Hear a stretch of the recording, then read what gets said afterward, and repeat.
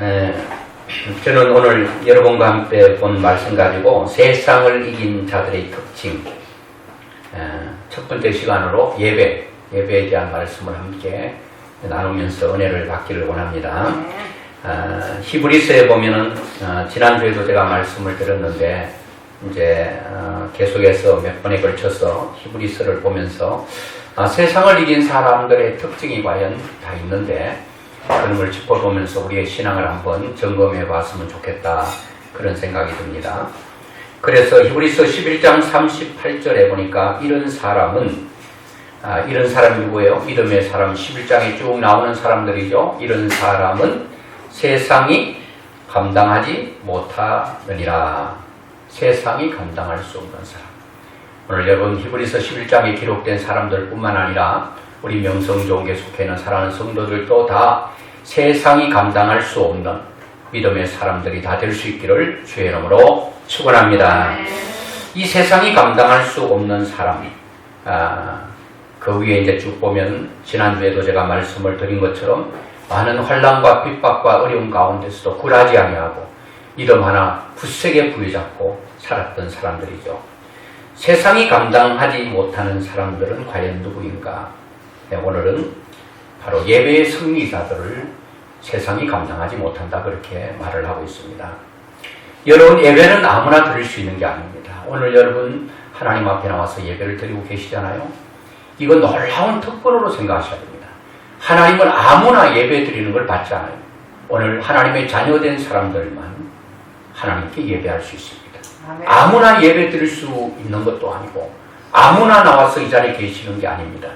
하나님께서 오늘 또 부르시고 이 자리에 있게 하고 하나님께서 예배를 받으실 만한 사람들을 불러서 여러분 이 자리에 있게 된 것 곰곰이 생각해 보면 내가 세상 사람들보다 좀 잘난 것 없고 그리고 뭐 하나님의 아들 되고 딸 될 자격이 있어서 그런 거 아니고 그냥 하나님의 일방적인 사랑을 힘입고 하나님 나를 부르셨기에 하나님 앞에 나와서 이렇게 예배 드릴 수 있다는 게 너무너무 감사합니다. 여러분들은 얼른 생각하면 아이고 주일날 내가 왜 우리 엄마가 먼저 믿어서 내가 어릴 때부터 예수 믿었는가, 왜 친구가 나를 전도해서 이 주일날 산으로 바다로 덜러 나가서 바람 쐬고 하면 좋을 텐데 내가 괜히 예수 믿었는가 보다. 혹시 그런 분 이 자리는 없지만 저쪽 동네 가면 덜이 있습니다. 여러분, 우리는 예배는 특권입니다. 특권을 누릴 수 있기를 주의 이름으로 축원합니다. 하나님께서 나에게 특권을 주셨어. 너무 감사드립니다. 우리는 예배란 말을 쓸 때마다 너무 익숙해서 감이 별로 없는 수가 많이 있습니다. 얼마나 많은 예배를 드렸습니까? 또 얼마나 우리는 예배를 많이 드리고 있습니까? 앞으로도 우리가 하나님 앞에 가기 전까지 얼마나 많은 예배를 또 드려야 될지 모릅니다. 너무나도 많은 예배를 드려왔고 드리고 앞으로 드릴 것 때문에 그 예배에 대한 감흥과 예배에 대한 어떤 중요성을 잠깐 우리는 잊을 수도 있다는 겁니다. 그런데 우리는 분명히 알아야 될 것은 우리가 하나님 앞에 예배라는 이름으로 모였다고 해서 모든 예배가 다 하나님께서 받으시는 예배가 아님을 우리는 꼭 기억해야 됩니다. 오늘 말씀에 보면 나옵니다. 하나님이 받으시는 예배와 하나님께서 받지 않는 예배가 분명히 있다는 겁니다. 오늘 여러분들의 예배는 또 저의 예배는 예배 드릴 때마다 하나님께서 기쁘게 받으시는 연락되는 귀한 예배가 될 수 있기를 주의 이름으로 축원합니다. 하나님께서 예배 드릴 때마다 여러분과 저의 예배를 기다리시고 우리가 예배 드릴 때마다 하나님께서 기뻐 어쩔 줄 몰라 하는 그런 예배가 우리는 돼야 됩니다.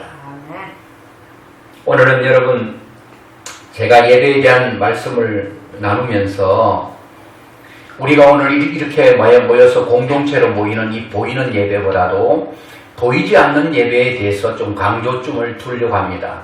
보이지 않는 예배가 연락이 되지 않으면 보이는 예배는 당연히 연락이 되지 않는 것입니다. 여러분, 제물을 드린다고 해서 다 하나님 받으시는 것이 아니라 가인도 제물을 드렸어요. 아벨도 드렸는데 가인의 제사는 하나님께서 받지 않았다는 겁니다. 그런데 아벨의 제사는 받으셨어요. 왜 똑같은 제물을 드렸는데 왜 가인의 제사는 안 받으셨는가? 여러분 재물의 문제가 아니라 재물을 드리는 사람이 문제라는 것입니다. 아무리 많은 재물을 가지고 소를 잡아도 하나님께서 받으실 만한 사람이 되지 못하면, 하나님 받을 만한 그런 사람이 되지 못하면 소를 드리지 않아도, 소를 1000마리 드려도 하나님께서는 사람과 더불어 그가 가져온 모든 재물을 다 받지 않으십니다. 거절하십니다. 비록 적은 재물이라도 하나님 앞에 온전한 마음으로 드리는 사람이, 하나님께 중심이 드려진 사람은 그가 어떤 재물을 가져왔든지 그 사람과 더불어 그 재물을 받으시는 것을 보게 되면서, 오늘 여러분 우리는 보이지 않는 예배, 거기에 승리해야 오늘 우리는 이 보여서 드리는 이 공동체 예배가 승리하게 될 줄로 믿습니다. 우리는 예배하면 꼭 우리가 모여서 드리는 이것만 예배라고 생각하는데요, 하나님은 그렇지 않아요. 한번 말씀 볼까요? 히브리서 11장 4절에 보면 믿음으로 아벨은 가인보다 어떤 제사요? 더 나은 제사를 하나님께 드림으로 의로운 자 하시는 증거를 얻었으니 하나님이 그 예물에 대하여 증언하심이라. 그가 죽었으나 그 믿음으로써 지금 말하느니라. 이렇게 말하면서요, 하나님께서 믿음으로 드려진 아벨의 제사는 가인의 제사보다 더 나은 제사라는 겁니다. 그것은 하나님께서 받으시는 제사, 그런 말입니다. 세 번역에 보니까 믿음으로 아벨은 가인보다 더 나은 제물을 하나님께 드렸다고 했어요. 제사는, 구약의 제사는 반드시 뭐가 있었습니까? 제물이 있어서 제물. 양을 잡든 소를 잡든, 아니 곡물도 괜찮아요. 그런 것을 하나님께 드렸거든요. 여기서 보면 여러분, 우리가 드리는 이 보이는 것보다도 더 중요한 것은 그 사람임을 알려줍니다. 아벨은 가인보다 더 나은 제물. 그래서 여러분, 창세기 보면 더 정확하게 나와 있습니다. 창세기 4장 4절 우리 같이 볼까요? 시작. 아벨은 자기가 양의 첫 새끼와 그 기름으로 드렸더니 여호와께서 아벨과 그의 제물은 받으셨으나, 뭐를 먼저 받았다는 거예요? 아벨을 먼저 받았다 그런 거예요. 왜 아벨은 먼저 받으셨죠? 아벨과 그의 제물은 받으셨으나 4장 5절에 가인과 그의 제물은 받지 아니하신지라. 가인이 몹시 분하여 안색이 변했다. 여러분, 하나님께서 뭘 받으신다고요? 여러분 한 사람 한 사람을 먼저 받을 만한 사람이 돼야 사람과 더불어 가져온 제물은 더불어 올라가는 것입니다. 사람이 올라가지 않으면 재물은 올라갈 수가 없는 거예요. 사람 제쳐놓고 재물만 받으신다. No. 사람과 그가 가져온 재물을 함께 받으신다는 겁니다. 여러분들이 자신이 하나님께서 받으실 만한, 하나님께 드려지는 중심이 있는 그런 사람이어야 오늘 또 하나님 앞에 여러분들의 모든 예배가 연락이 될 줄로 믿습니다. 이것은 재물의 문제가 아니라 뭐가 문제라는 거예요? 사람이 문제임을 우리에게 말하고 있습니다. 아무리는 산더미처럼 여러분 보이는 재물을 많이 가져와도 그 재물을 드리는 사람이 하나님께 드릴 만한 그런 자세가 되어 있지 않으면 안 받는다는 거예요. 여러분, 삶의 예배가 성공하지 못하면, 승리하지 못하면 오늘 이렇게 보이는 예배는 성공할 수 없습니다. 그래서 우리는 삶의 예배가 굉장히 중요합니다. 여러분, 그래서 삶의 예배가 실패하면 공예배도 동일하게 실패하는 것입니다. 왜냐하면 삶에서 하나님 앞에 드리는 중심이 없는 사람이, 여러분 예배향이 나왔다고 해서 그 사람이 하나님께서 구별될까요? 그렇지 않다는 겁니다. 아벨은 하나님 앞에 그렇게 삶을 드리는 예배가 됨으로 말미암아 하나님께서 그를 받으셨다는 거예요. 내가 얼마나 중요한가, 내가 하나님 앞에 어떤 사람인가가 굉장히 중요합니다. 로마서 12장 1절로 2절 우리 같이 한번 보겠습니다. 시작. 그러므로 형제들아, 내가 하나님의 모든 자비하심으로 너희를 권하노니 너희 몸을 하나님이 기뻐하시는 거룩한 산제사로 드리라. 이런 너희가 드릴 영적 예배니라. 그렇게 말합니다. 오늘 여러분 진정한 예배는 오늘 이렇게 예배를 드리고 찬송 부르고 기도하고 말씀 듣고 이 예배당을 나가는 그 순간부터 예배가 시작된다는 겁니다.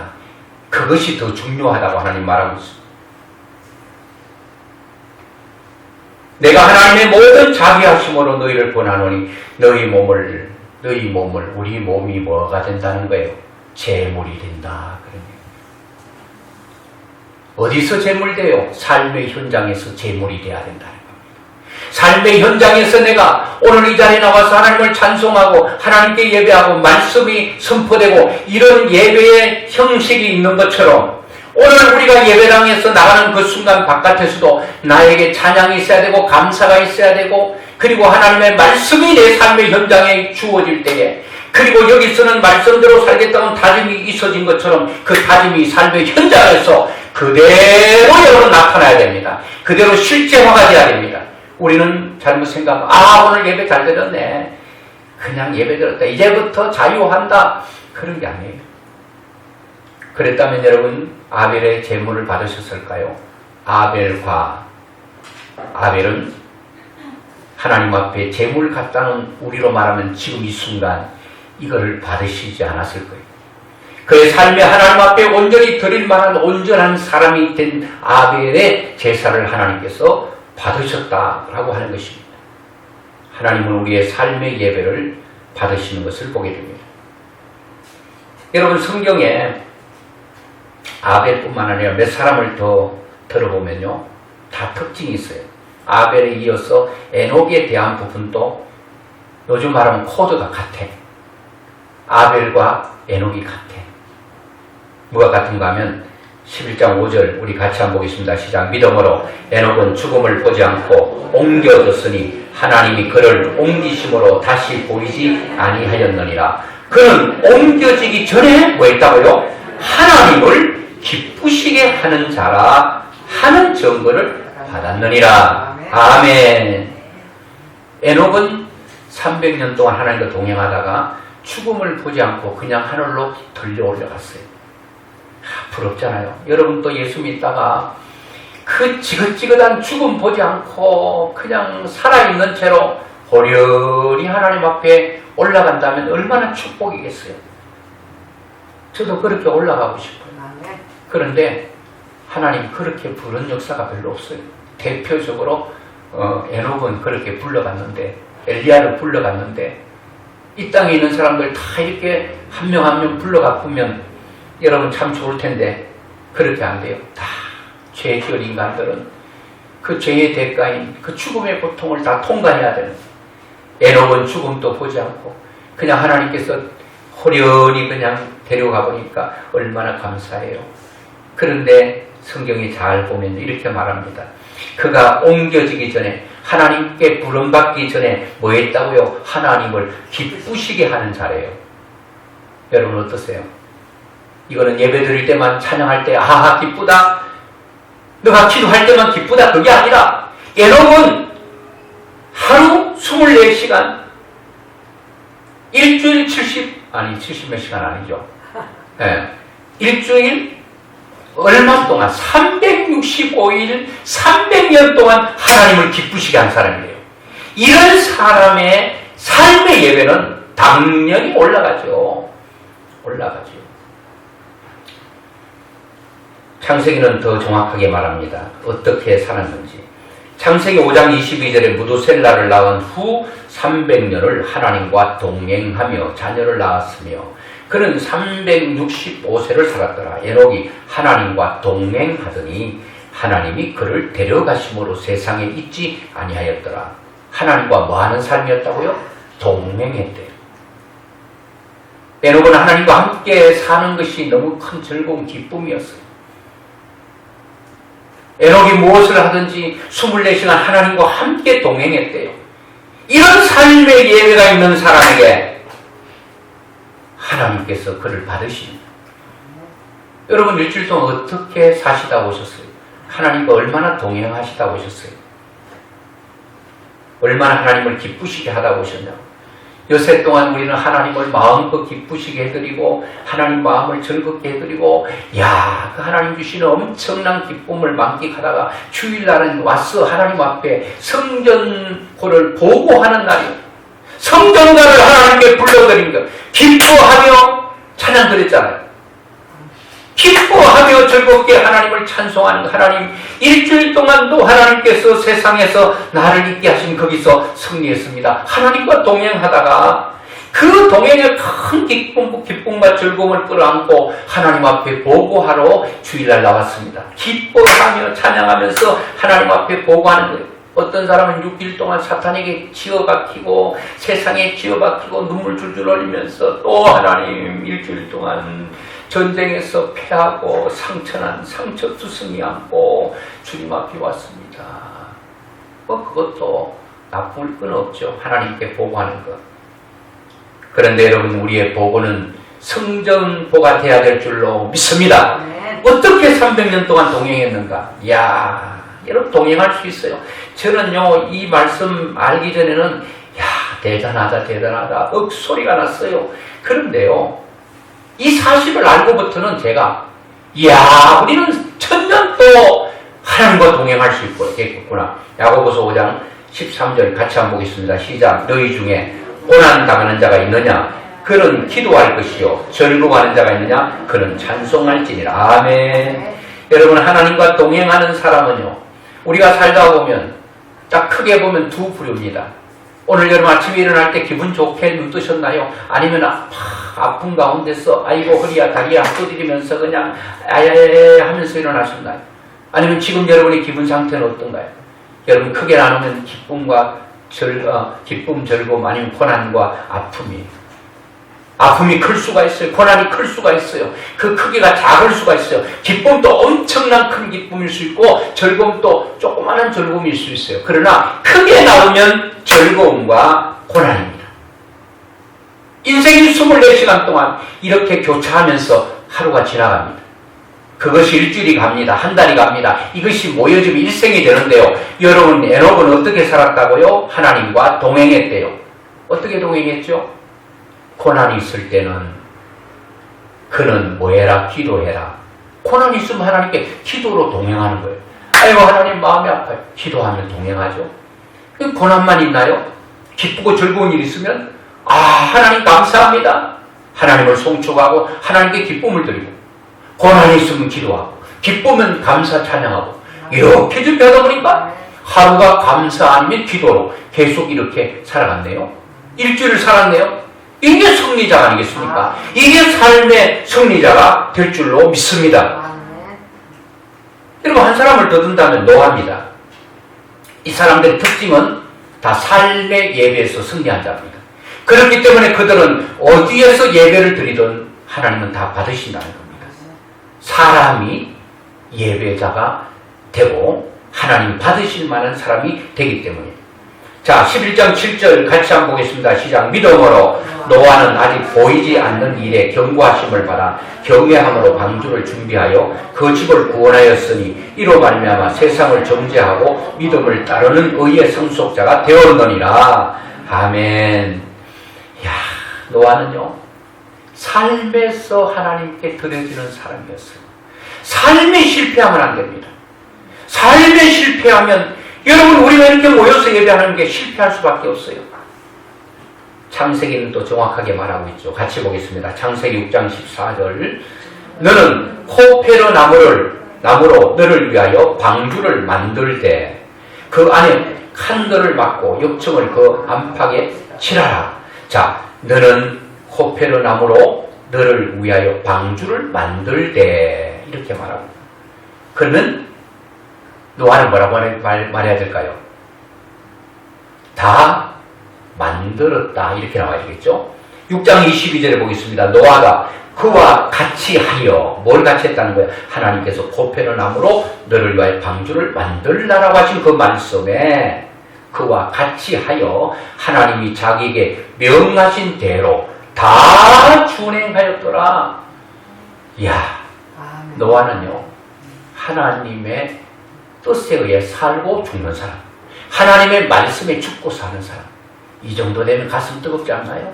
하나님 볼 때, 너는 어쩌면 내 말이 떨어지자마자 너는 순종하느냐, 내 뜻을 다 이루느냐, 그것도 하루 이틀 진 게 아니라 120년 동안 어떻게 그 방주를 여러분 비도 오지 않는데 그거를 예배할 수 있을까요? 아직 보이지 않는 일에 대하여 경고함을 받아서 그 말씀이 하나님의 말씀이고 그 말씀이 신실하다고 알았기 때문에 노아는 수행할 그대로 실행할 수 있었던 것입니다. 우리가 왜 말씀에 순종하지 않죠? 말씀의 가치를 모르기 때문에, 이 말씀이 하나님의 말씀인 것도 인정하지 않기 때문에, 하나님을 하나님으로 인정하지 않을 때 우리는 하나님의 말씀과 여러분 빗나가게 살 수 있어요. 빗나가게 살아갑니다. 그것뿐만 아닙니다. 방주가 다 만들어졌습니다. 7장 1절 여러분만 한번 읽어보세요. 시작.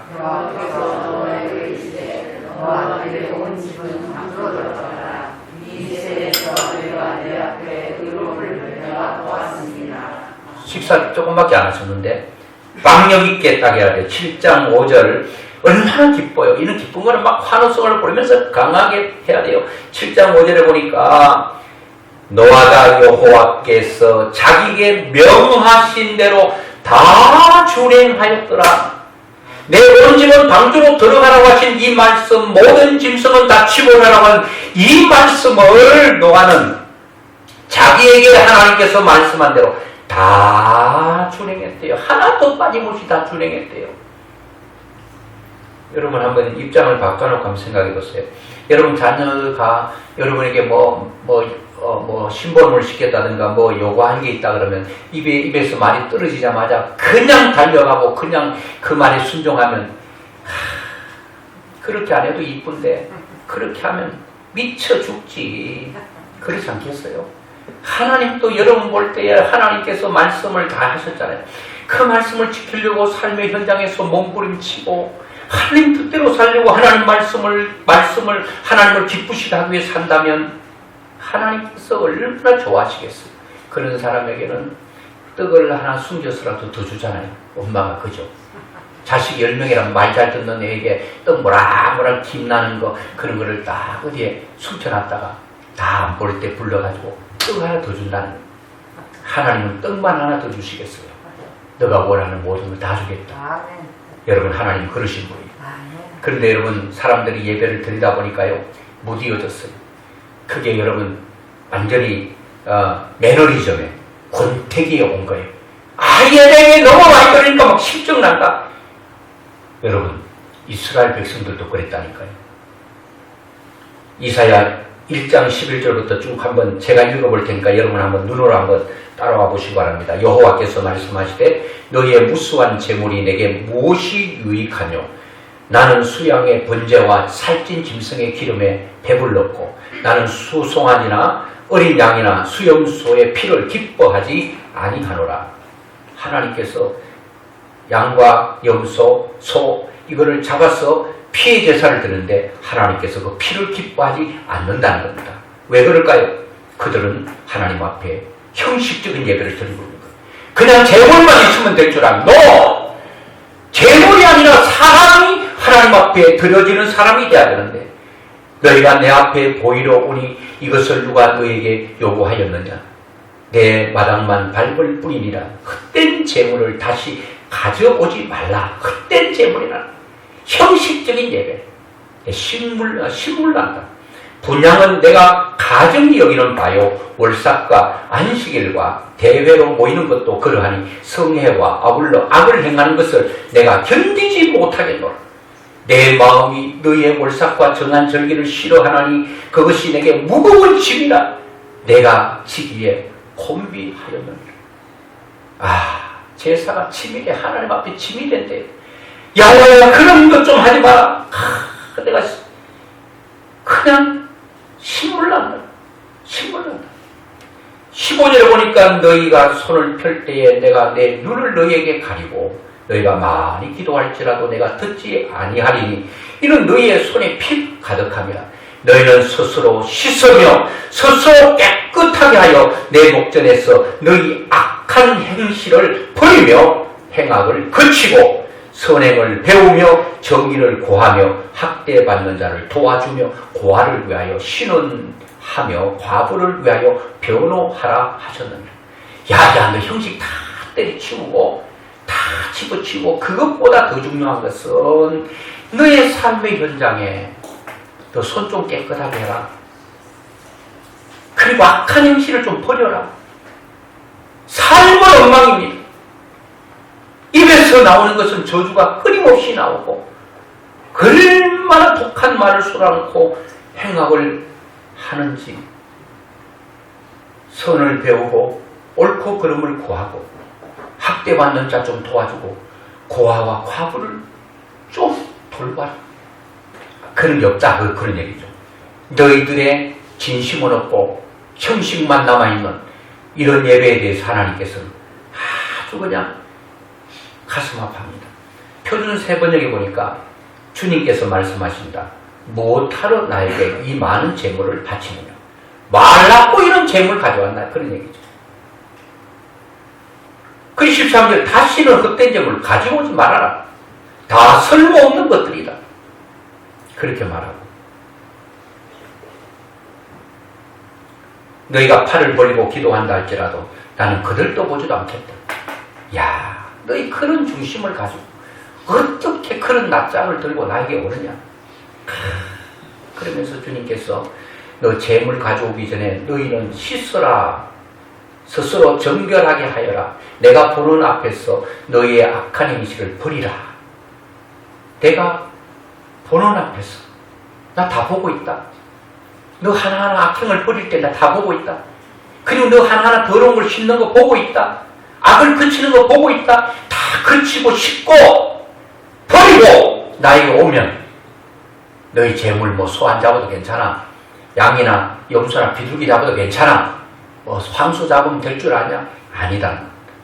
오늘 여러분들 하나님 앞에 삶의 예배에서 여러분 어떤 인정을 받고 계신다고 생각하십니까? 삶의 예배. 삶의 예배는 없고 형식적인 예배만 있습니다. 오늘 여러분, 저는 지금까지 하나님 받으신 예배 가운데 참 기쁘게 받으신 예배들이 많아요. 이미도 말한 것처럼 아벨의 예배, 에녹의 예배, 노아의 예배, 그들의 모든 삶의 예배는 그의 삶에서 승리한 자였습니다. 그런 예배만 바짝 드린 게 아니라 삶의 현장에서 다 인정받았던 사람들. 여러분의 삶의 현장에서 오늘부터 여러분 마음에 결심을 하고 예배당 나갈 때부터 여러분 이 말씀을 꼭 기억해야 되는데, 저는 예배 가운데 다윗이 참 하나님을 기쁘시게 한 사람이에요. 다른 사람도 성경이 많이 있습니다. 다윗이 고백한 거 보면 너무 정확하니까 한번 같이 보면서 삶의 예배를 이렇게 드려야 되는구나.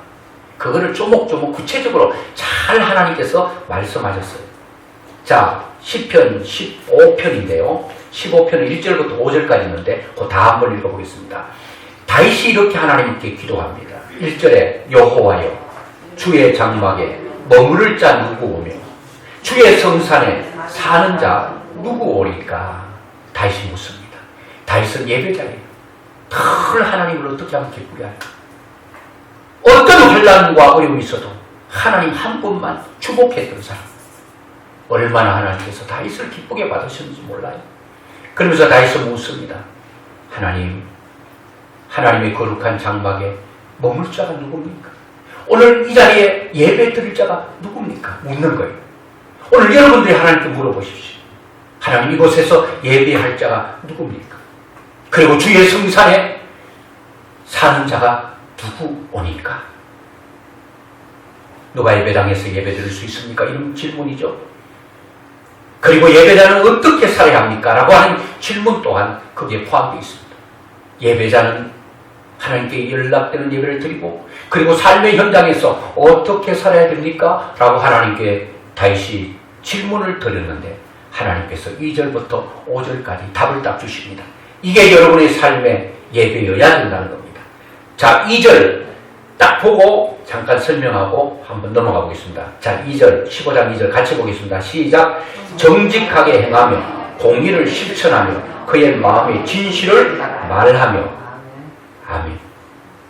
삶의 현장은 이렇게 해야 됩니다. 삶의 예배는 정직하게 행하라.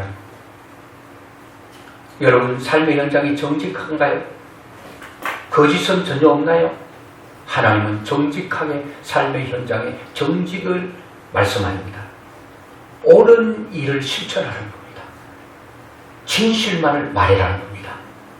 진실치 않는 대로 내가 입이 열린 대로 막 말하지 말고 정직을 행하고 그리고 옳은 일을 실천하고 옳다면 손해가 되더라도 실천하는 겁니다. 진실만을 말을 해야 된다는 겁니다. 법정에도 말하잖아요. 그게 참말입니까? 그게 진실합니까? 만약에 위정하면 법의 처벌을 받습니다. 하나님 앞에 위정하면 안 됩니다. 그대로 진실만을 말해야 됩니다. 거짓이 있으면 안 된다 그런 말이죠. 자, 3절은 뭡니까? 여러분들이 이 말씀 보고 잠깐 듣고 그냥 잊어버릴 수 있으니까 집에 가서 잘 열어보고 계속 여러분 한번 보시기 바랍니다. 3절 같이 보겠습니다. 시작. 그의 혀로 남을 허물하지 아니하고 그의 이웃에게 악을 행하지 아니하며 그의 이웃을 비방하지 아니하며. 무슨 말입니까? 그의 혀는 허물을 말하거나 헐뜯지 않고 입을 삐죽삐죽거리지 않고 누굴 헐뜯는다든가 이웃과 친구와 모든 사람 앞에 비방하지 아니하고, 비방하지 않는다는 것은 악한 일을 하지 않는 사람, 이런 사람이 삶의 현장의 예배자다. 하나님께서 말씀하신 거예요. 제 얘기가 아니잖아요. 여러분이 혀는 어떻습니까? 남을 헐뜯고 남의 허물을 덜추고 삐죽거리고 그리고 안 보인다고 입방아 찍고 여기는 KBS, 저기는 MBC, 여기는 뭐 KTX. KTX가 왜 나오지? KTX 아니고 뭐죠? SBS, KBS, MBC 또 무슨 많잖아요. 뭐 TVM도 있고 뭐 많대요. 이 뭔가는 방송 동시에 틀어버리면 다 달라. 방송마다 이 사람 말은 종잡을 수가 없어. 이 사람에게 이 말하고 저 사람에게 KBS 말하고 이 사람에게는 MBC 말하고. 도대체 이게 됩니까? 언제나 내 혀는 한결같아야 됩니다. 어제 말한 거나 오늘 말한 거나 여러분 앞으로 말할 거나 똑같아야 돼. 여러분 경험한 거는 그대로 되잖아요. 거짓말한 거는 하도 거짓말을 말해가지고 몰라 자기도 이 사람에게 이 말을 했는지. 4절 보겠습니다. 시작. 그의 눈은 망령된 자를 멸시하며 여호와를 두려워하는 자를 존대하며 그의 마음에 서운한 것을 해로울지라도 변치 아니하며. 뭡니까? 사람을 멸시하는 사람과 가까이 하지 말고 하나님을 섬기는 자와 가까이 하고 믿는 자를 귀하게 생각하고 귀하게 여기라는 겁니다. 여러분 옆에 있는 사랑하는 형제자매가 너무 소중하다는 겁니다. 왜요? 하나님께 예배하는 놀라운 믿음의 사람이기 때문에. 그리고 여러분 사람을 멸시하고 무시하고 이런 사람을 가까이 하지 말라는 거예요. 나도 물들까봐 그렇다는 거예요. 5절 보겠습니다. 이자를 받으려고 돈을 꾸어주지 말 아니하며 뇌물을 받고 무죄한 자를 해하지 아니하는 자이니 이런 일을 행하는 자는 영원히 흔들리지 아니하리이다. 아멘. 하나님께서 2절부터 5절까지 이렇게 사는 사람들을요, 여러분 영원히 흔들리지 않는 하나님의 축복 가운데 그 아들을 하나님께서 보장해 주셨다는 거예요. 여러분 우리는 많이 흔들리잖아요. 하나님 섬기는 일에도 흔들리잖아. 천국 갈 때까지 하나님께서 내가 흔들리지 않도록 하나님께서 능력의 손으로 꼭 잡아주시겠다는 겁니다. 여러분들이 하나님 손 잡고 있으면요, 이거 빼버리면 돼요. 근데 하나님이 여러분 손을 어디 잡고 있는 줄 아세요? 흔들리지 않는다는 말은요, 이게 하나님의 손이라면 여러분 손은 여기에요. 이렇게 잡고 있습니다. 여러분이 빼려고 해도 도망가려고 해도 못 도망가. 왜? 능력의 손, 하나님의 손이 여러분들의 손을 잡은 게 아니라 여러분들의 하나님의 손을 잡은 게 아니라 하나님께 여러분들의 발목을 잡고 있기 때문에 여러분이 아무리 빠져나가려고 해도 빠져나갈 수 없어요. 하나님 꽉 잡고. 이런 자는요, 여러분 망하지 않습니다. 그래서 이 5절에는 돈으로 사람을 힘들게 하지 말고 죄 없는 사람을 괴롭히고 힘들게 하지 말라, 그렇게 말씀하는 거죠. 이것이 우리의 삶이어야 됩니다. 이런 삶이 우리의 생활이 되고 이것이 우리의 삶의 석방이 되고 이렇게 살면 하나님의 약속대로 흔들리지 않는다는 겁니다. 알렌 크라이드라고 하는 사람은 초대교회 전통에 대한 이야기를 하면서 초대교회 교인들은 예배를 드릴 때 항상 4가지 질문을 서로에게 물어봤대요. 예배 드리러 오면 여러분 물어보세요. 4가지를 꼭 물어봤대요. 뭘 물어본가 하면 여세 동안 어떻게 사셨냐 그런 얘기예요. 삶의 예배를 물어보는 거예요. 오늘 여러분들이 하나님 앞에 이렇게 모여서 예배 드리기 전에 일주일 동안 삶의 현장에서 하나님 앞에 어떻게 예배 드리냐 그런 말이에요. 뭘 물어본지 아세요? 가난한 자를 돌봤습니까? 서로 물어보는 거예요. 서로 물어볼 때 들을 때 예, 부족하지만 돌봤습니다. 아이고 미안합니다. 저는 돌보지 못했습니다. 삶의 현장에 나를 통하여 예수님이 나타나야 되는데. 그리고 병든 자를 찾아가 보았습니까? 예, 부족하지만 우리 옆집에 할머니가 참 몸이 아파서 그런데 주방그릇 사다가 갖다 드렸습니다. 얼마 되진 않지만 그런데 주방그릇 밥그릇을 들은 할머니가 눈물을 흘렸어요. 은혜가 되는 거예요. 아이고 나는 내 몸 아프다고 옆에 사람 못 돌봤습니다. 죄송합니다. 믿음으로 못 산 걸 회개하는 거죠. 나그네를 대접했습니까? 나그네 대접 못했네요. 원수를 사랑하셨습니까? 이렇게 묻는다. 이야, 이 말씀이 가슴이 찔리지 않습니까? 원수를 사랑했느냐 그런데 우리는 사랑할 만한 사람만 사랑합니다. 나에게 잘해주는 사람만 받아들입니다. 내 마음이 거슬리고 눈에 벗어나는 사람은 싫어요. 사랑할 수가 없는 거예요. 우리의 삶의 현장에서 원수까지도 사랑할 때 하나님은 됐다라고 말할 거 아니겠습니까? 나그네를 대접할 때 너는 됐다. 병든 자를 찾아 돌볼 때에, 가난한 자를 돌볼 때에 우리는 그렇게 일주일 동안 살아갔는지 예배 전과 후는 달라져야 될 것입니다. 오늘 예배 드리고 나갈 때는 달라져야 되지 않겠습니까? 아멘. 사람들은 이 예배만 예배인 줄 알아요. 막 그냥 집에서 부부싸움해서 과장청왕장 타고 막 한다. 사고다가 보니까 예배 시간 됐거든. 아이고 지금 지금 전쟁을 잠깐 쉬고 예배들을 갔다 와서 우리가 또 뭐 싸우든지 어떻게 하든지 하고 그랬다고 생각해 보세요. 그런데 예배를 드리는데 내가 하나님 앞에 너무 잘못한 것 같아요. 그래서 하나님, 내가 예배 드리기 전에 아내의 마음을 아프게 했습니다. 사랑하지 못했습니다. 다투었습니다. 용서해 주세요. 그리고 집에 돌아가서는 싸우자고 다시 전쟁을 재개해야 되는데 전쟁을 재개하는 게 아니라 여보, 내가 예배 드리기 전에는 내가 조금 생각이 짧고 좀 그래서 너무 가슴 아프게 한 거 미안해요. 예배 드리다가 내가 하나님께 크게 회개했어요. 이래야 되는데 어떤 사람은 차 타고 다가 막 싸우다가 나 지금 예배 드리러 가야 된다. 그런 얘기를 하지를 말든지 지금 시간 없으니 예배 드리고 딱 예배 끝나고 나면 다시 전화할게. 전화해가지고 우리 어디까지 얘기했지? 그래 너가 잘나니 못나니 하다가 우리 끊어졌잖아.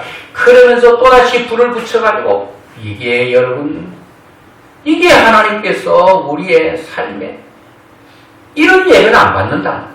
안 받는다. 참 우리는 예배 드리고 나면 뭔가 좀 달라야 된다는 겁니다. 말씀을 맺으면서요. 예배 드리다가 하나님께 받은 축복은 다 설명하지 않더라도 성경에 너무너무 많이 나와 있습니다. 예배. 여러분 보이지 않는 삶의 예배 현장 그것만 다다 그것도 아니에요. 그러면 이 우리가 모인 예배는 별로 중요하지 않냐? 중요하다고 생각합니다. 이 예배 때 나와가지고 우리는 하나님의 은혜를 만끽하고 또 성령으로 충만하고 내 마음의 심령에 성령의 불이 붙여서 다시 세상에 나가서 그 사람들에게 이 놀라운 일들을 여러분 또 펼쳐나가야 된다.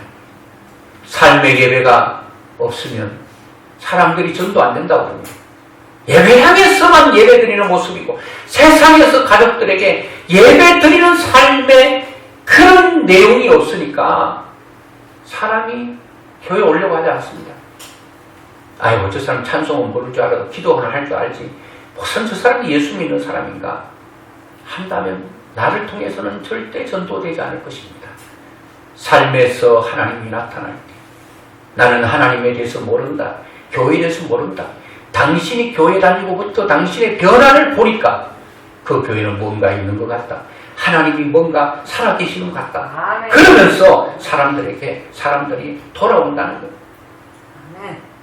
여러분 이 예배도 얼마나 사모하고 여러분 기다려야 되는지 몰라요. 이 예배 나와가지고 엿새 동안 일어났던 걸 하나님께 보고하는 거예요. 여러분 벽상그룹에 김인덕 장로님 계시는데 그분이요 뭐 처음에는 주일날 쉴 수 없는 그런 사업을 했는가 봐요. 예배가 드리고 싶었어.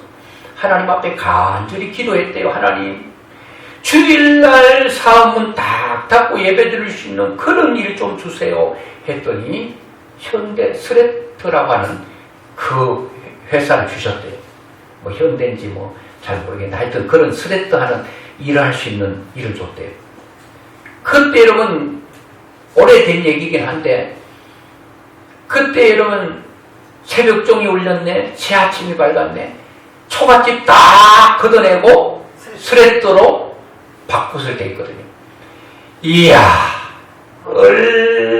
얼마나 잘 되고 주일날 문 닫고 예배드리고 삶에서 하나님 앞에 영광 돌리고 야 여러분 우리 중심이요 하나님께 예배 드리려고 하면 그렇게 기도하고 하나님 앞에 강구하면 하나님 다 열어주셔요. 경양도에 어떤 집사님은요 광명에 어떤 목욕탕을 하는데요 목사님이 와서 예배 드리면서 집사님 주일은 문 꼭 닫으세요.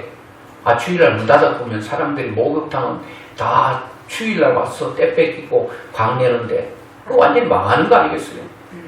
그래서 문을 닫았대요. 닫으니까 뭐 그냥 손님이 여러분 월요일부터 토요일까지 오는 손님이 주일날 오는 손님과 거의 비슷하고 이거 망하게 생겼거든요. 안 망하려고 뭐 하는 거 하면은 기도하면서 그러면 물값이라도 좀 아껴야 되겠다. 여러분 그 목욕탕에 물이 많이 들어가잖아요. 계속 바꿔줘야 되니까. 그래서 물값 아끼려고 뭐 했게요? 지하수를 판 거야. 지하수를 막 100m 막 150m 딱 내려왔는데 펑 하고 터졌는데 보니까 광명에 온천이 터져버린 거야. 온천. 안 놀릴 줄 알았어 여러분들. 절대로 뭐 아무리 무슨 얘기해도 놀래는 빛이 없어. 아니, 돈을 100억 벌었다고 해도 눈만 크게 떠보냐. 그것도 돈인가. 도대체 얼마를 얘기해야 되고 얼마나 터져야 되겠어요. 참, 하여튼 그분들 만나셔가지고 제가 예. 터졌다니까. 뭐가 터졌어요? 온천이 터졌어요. 터지지 말할 곳에 터져버린 거예요. 하나님은 안 터져야 될 것도 터뜨리시는 분이야. 온천은 뭐 온천 온천에만 온천 말고 뭐죠 거기 온천 있잖아요. 충남에 거기만 온천이 있는 거 아니에요. 어디든지 하나님은 터뜨리려면 왜 못 터뜨리? 거기서 온천이 터졌는데 사람들이요 동네에 온천이 있으니까 그 사람들이 온천 오는 사람도 할 일이 있고 또 시간 있는 사람들이거든요. 그러자 주일날 안 오고 월요일부터 토요일까지 오는 손님이 주일날 문 닫아도 어마어마하게 밀려와가지고 야 동네 속에 여러분 온천이 있다 해서 사람들이 막 물밀듯 몰려와가지고 여러분 됐다는 거 아니겠어요? 여러분 또 야 나 주일 잘 지키는데 온천 한번 파볼까? 수원에 한번 힙에 한번 뚫어볼까? 그럴 수도 있어요. 하나님께서는 하나님은 자기를 향하시는 자에게 눈을 떼지 않으십니다. 자기를 향하고 자기만 바라보고 오직 주하라기 식의 신앙생활하는 사람 아침에도 주를 보고 낮에도 주를 보고 밤에도 주를 보고 온전히 주께 향하는 사람들에게 하나님 모든 필요한 것들을 채워주신다는 걸 믿고 이제부터 여러분 삶의 예배에서 승리할 수 있기를 주의 이름으로 축원합니다. 그렇게 되면 여러분들은 그런 생활을 살고 하나님 뜻대로 살고 하나님 기쁘시게 하고 나와서 예배드리면 아벨과 그런 예배가 되는 거예요. 에녹처럼 동행하다가 오면 고맙다. 그런 예배가 되는 거예요. 주일날 여러분 패배자로서 나오는 게 아니라 승리자로 나와서 성전고를 하나님께 불러드리고 성전가를 하나님께 불러드리는 여러분의 삶이 그런 삶이 될 수 있기를 주의 이름으로 축원합니다. 네.